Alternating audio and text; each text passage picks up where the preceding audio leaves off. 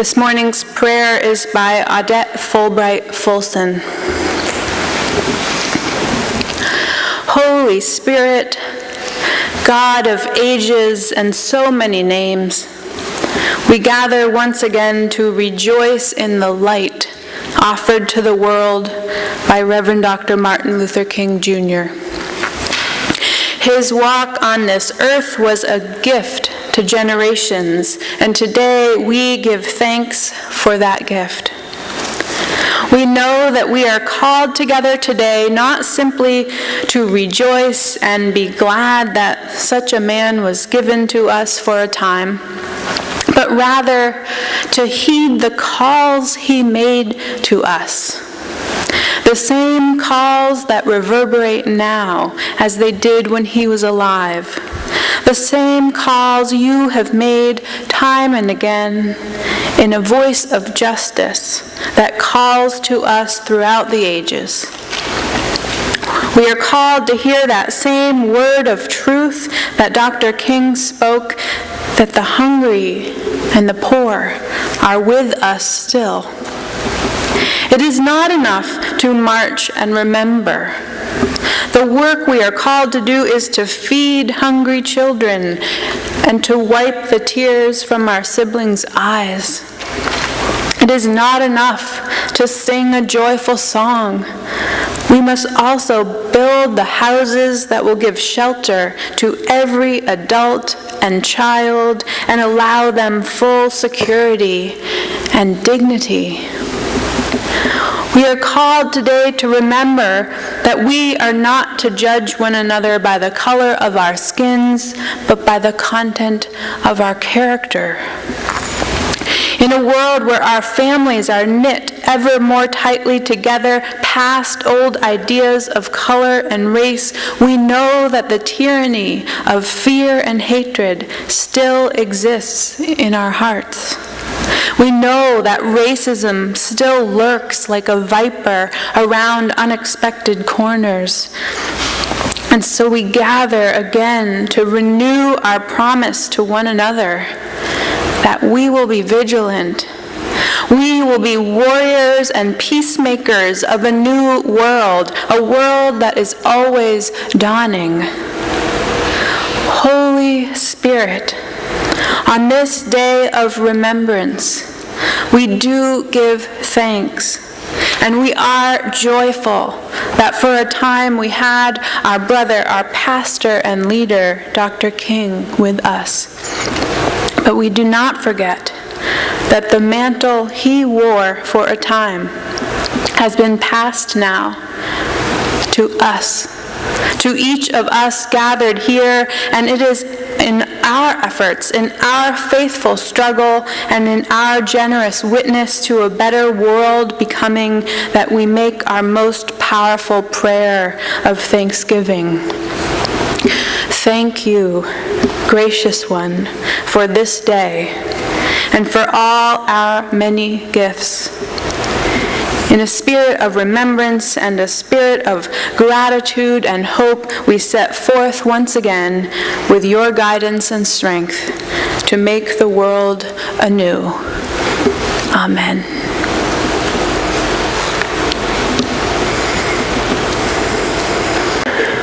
Our reading this morning is Turning to One Another by Margaret Wheatley.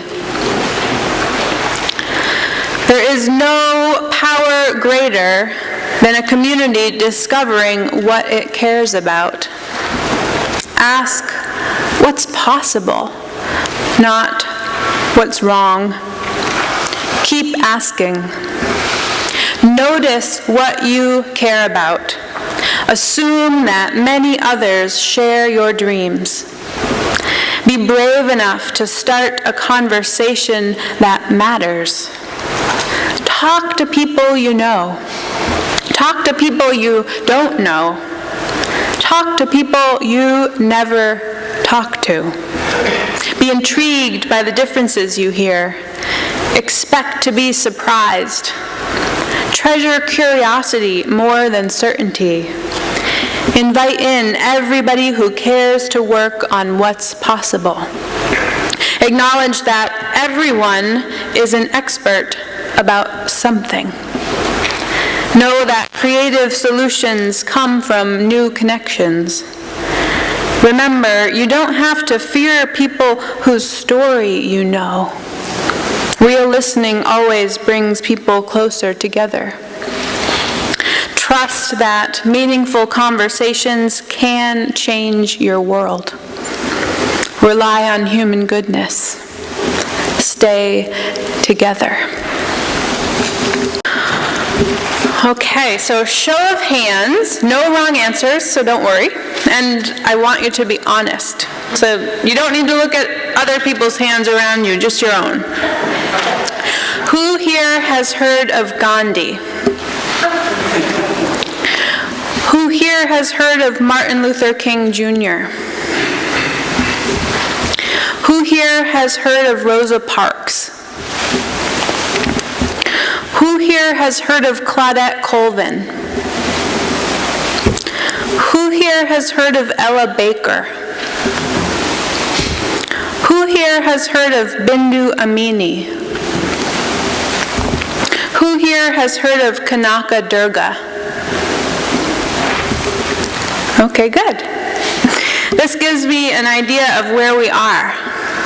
So this morning I want to start with Gandhi and work my way to Kanaka Durga. And as I do so, I want you to hold in your mind the image of a web. A spider's web of connections linking people to each other around the world and throughout time. And this web is vast. But it also connects people more directly. It connects people sitting next to each other, standing next to each other, marching together, linking arms. Do you have that image? Okay, so now let's go back in time a little bit to 1869, when Mohandas Gandhi was born in India. He was born into a well-respected family and at the age of 18 traveled to England to train as a lawyer. But when he came back to India, he couldn't find a job. So in 1893, he accepted a contract to do legal work for an Indian firm in South Africa, which is where our last song originated. Now his plan was to stay for 1 year, but he ended up staying in South Africa for 21 years. And it was there that Gandhi was first exposed to real racial prejudice, and where he developed his philosophy of nonviolent direct action by organizing the Indian community there to oppose race-based laws and oppression. Gandhi returned to India in 1914, where the British were still in charge. And in 1919, when British authorities issued something called the Rowlatt Acts, which permitted Indians to be jailed without trial by the British, Gandhi called for a day of national fasting, striking, and meeting. He called it an act of satyagraha, which translates to truth force or love force, a form of nonviolent resistance. Within the next few years, Gandhi had mobilized a mass movement promoting Indian self-rule through a boycott of British goods and institutions. And this led to the arrests of thousands of satyagrahis. And in 1922, Gandhi himself was arrested and served 2 years in prison for sedition, which means inciting rebellion. And this was not his last time in prison, but every time he got out, he resumed his organizing. 1 year, in 1930, Gandhi and 80 volunteers began a 200-mile march to the sea, where they defied British law by producing their own salt from the seawater. And this made the British really mad because their British salt laws had ensured that the British government would get taxes for the sale of salt. So they didn't want the Indian people making their own. And eventually over 60,000 Indians were imprisoned for making salt. And a year later, they were successful in changing their laws through that civil disobedience. Gandhi continued the Satyagraha movement to protest against having an untouchables class of people in India, and also against British rule, until finally, in 1947, discrimination against the untouchables was made illegal, and Britain transferred power to India and Pakistan. Okay, so Martin Luther King Jr. was born in 1929, and he first learned about Gandhi during his studies at Crozer Theological Seminary. In 1950, King heard Mordecai Johnson, president of Howard University, speak of his recent trip to India and Gandhi's nonviolent resistance techniques. King wrote, "Christ showed us the way, and Gandhi in India showed it could work." He argued that Gandhi's philosophy was the only morally and practically sound method open to oppressed people in their struggle for freedom. So King became the face of the nonviolent resistance to racism in the United States, the American Satyagraha. But it only worked, it only had any impact because hundreds of thousands of people joined him in that resistance. Like the 60,000 people imprisoned for making salt, African Americans and others put their bodies on the line, getting beaten and getting arrested in order to move our society inch by inch toward justice. So King was a big name and a charismatic leader, but he was not doing this work alone. So this day, this weekend, we have honoring him really has to be shared with so many other people.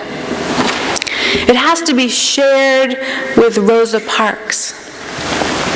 One of my favorite poets, Nikki Giovanni, wrote a poem called Rosa Parks. Here's part of it.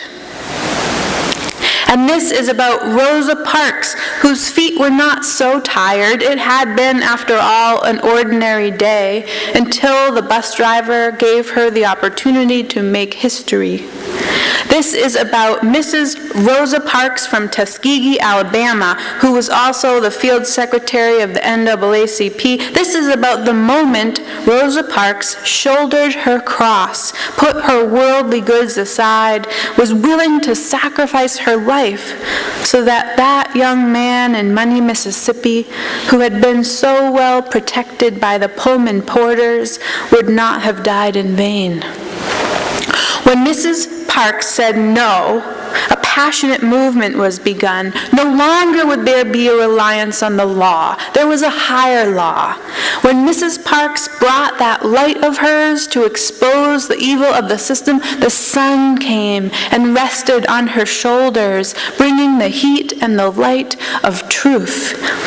Others would follow Mrs. Parks. 4 young men in Greensboro, North Carolina would also say no. Great voices would be raised, singing the praises of God and exhorting us to forgive those who trespass against us. But it was the Pullman porters who safely got Emmett to his granduncle, and it was Mrs. Rosa Parks who could not stand that death, and in not being able to stand it, she sat back down.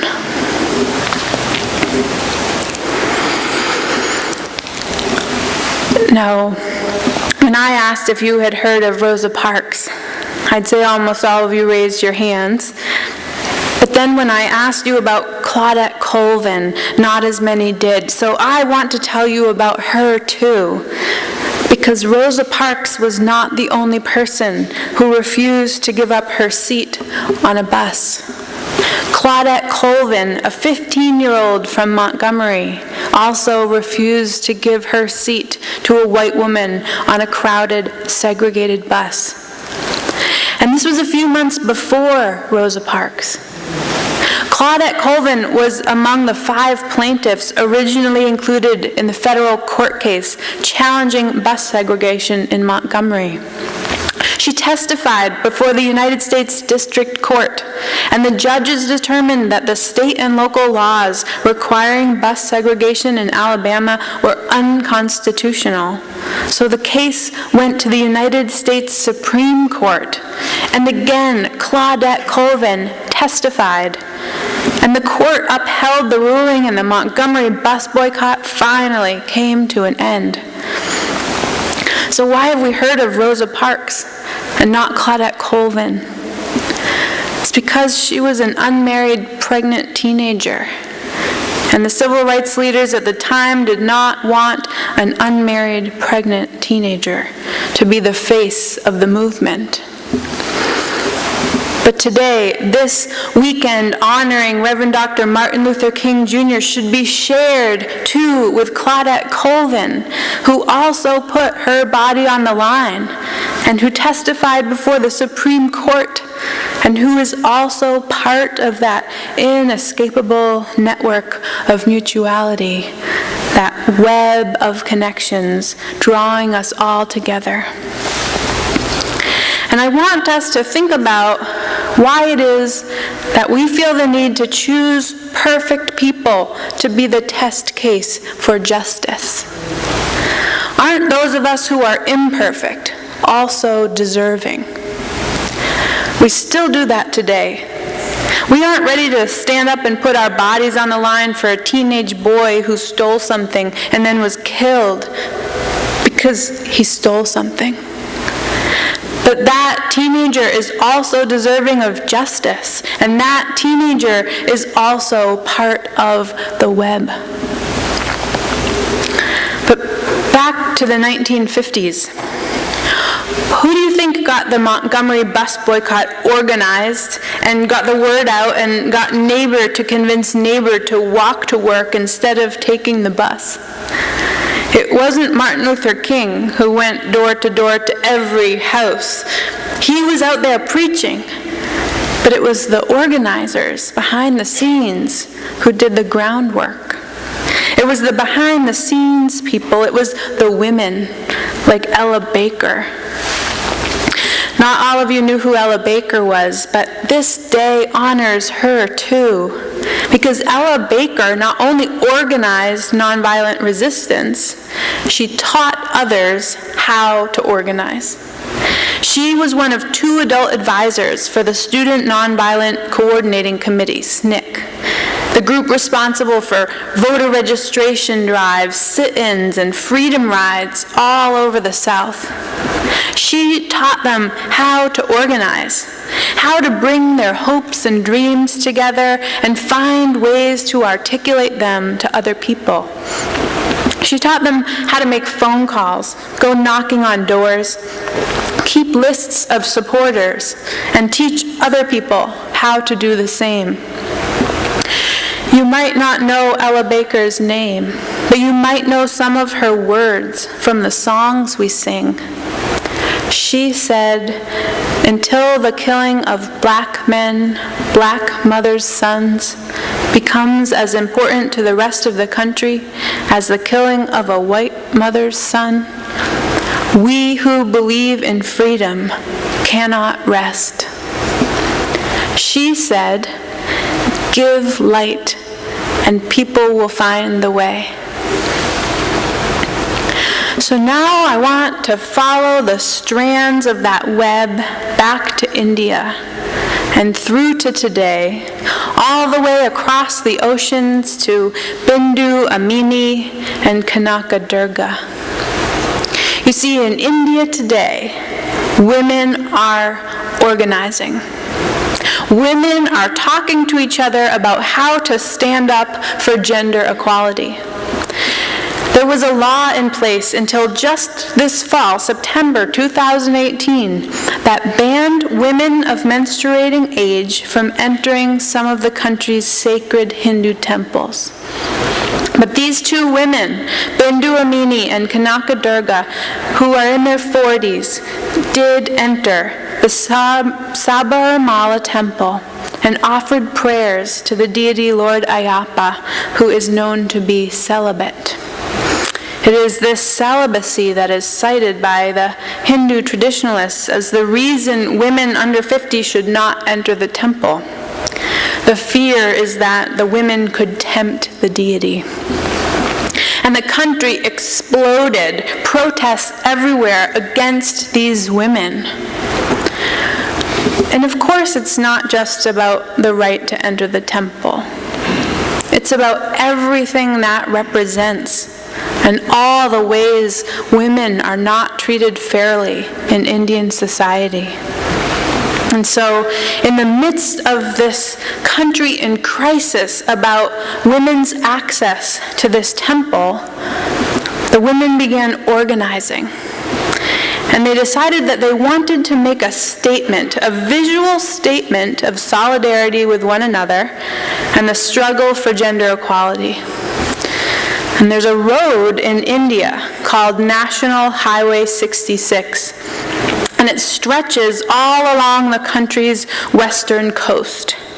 And on New Year's Day, women decided to gather all along this road to make a chain of women, a women's wall, to demonstrate for gender equality.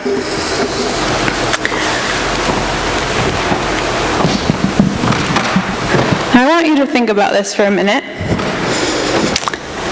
Think about the organizing that it took. So I'm up here alone, and I'm feeling like I want some of you to join me in solidarity. So I'm going to think about who I might have some influence on, who might trust me enough to do something brave, like get up here in front of a room full of people looking at you. So I'm thinking about that, and I feel like maybe my worship committee would be willing to join me. Is this true? Worship committee, would you join me and stretch across the front of this room?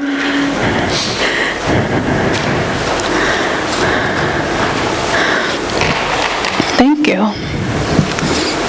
Thank you. I appreciate you being up here with me. Do any of you have like a spouse or a best friend who's here today that you could convince? Anyone you have a little connection to out there that you could get to come up and join us? Make eye contact with that person. All right. Thank you. Thank you. This is good. This is turning into something. I have a spouse. You're responding to Shar? All right.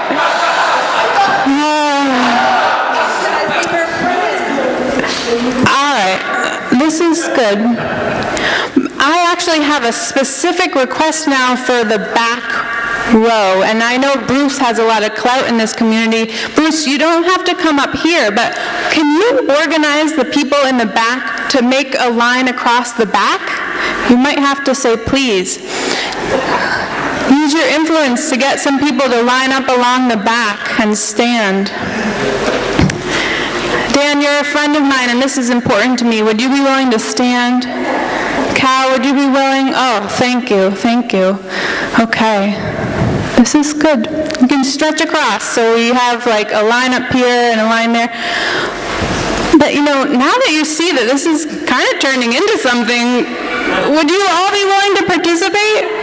Could you join us and make a big circle? This is going to be great. If you all were part of it, it would be even better. If we could make a big circle all along the outside of the meeting house. Look at this. Oh, Cricket, I'm so glad you're here. Brenda, I'm so glad you're here. Wow. Look at this. This is amazing. You feel that web of connection linking us all to each other?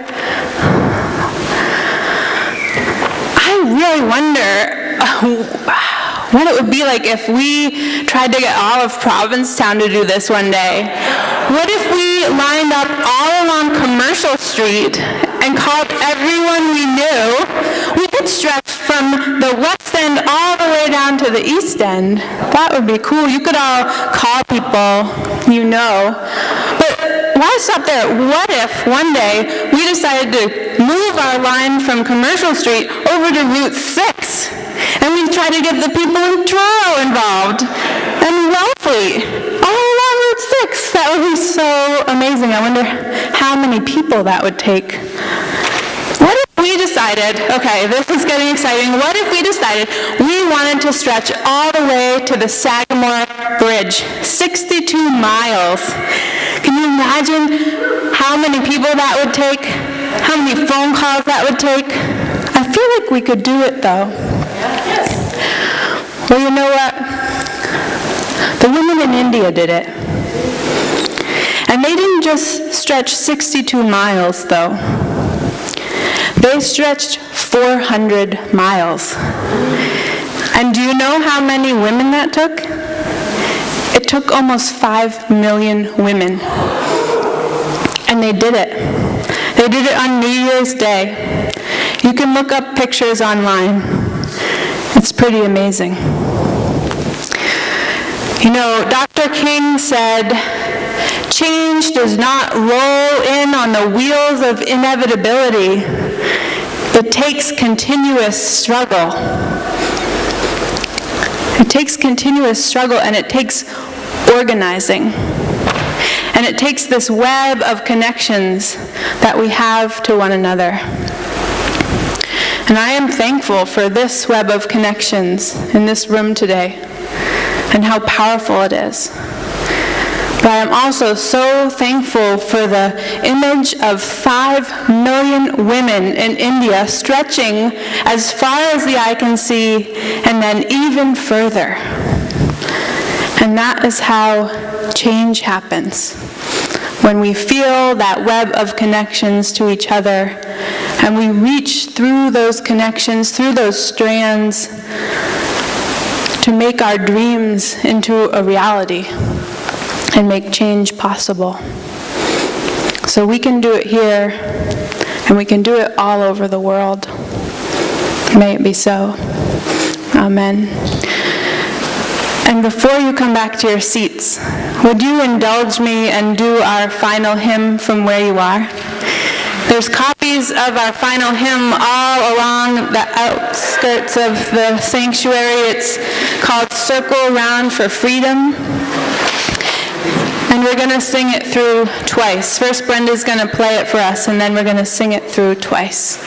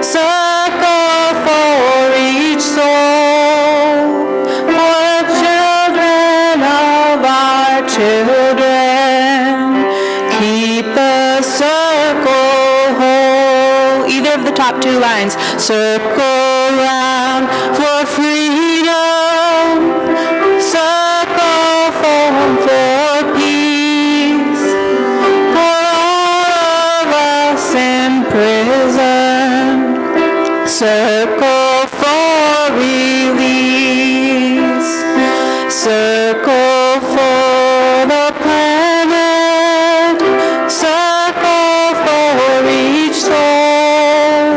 For the children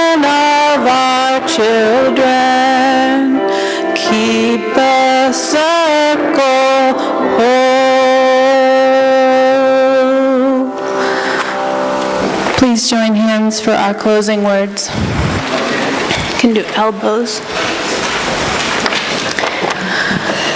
Change requires talking to people we don't know yet. I invite everybody after the service today to talk to one person you don't know, someone you haven't talked to before. I know some of us are introverts and some of us are shy. Today I'm giving you permission to step out of that and say hello to someone. Tell each other your names. Ask each other about your hopes and dreams for this world. This is a chance to practice the power of love and truth, and to remember that the most radical thing you can do in this world is to introduce people to each other. Go in peace.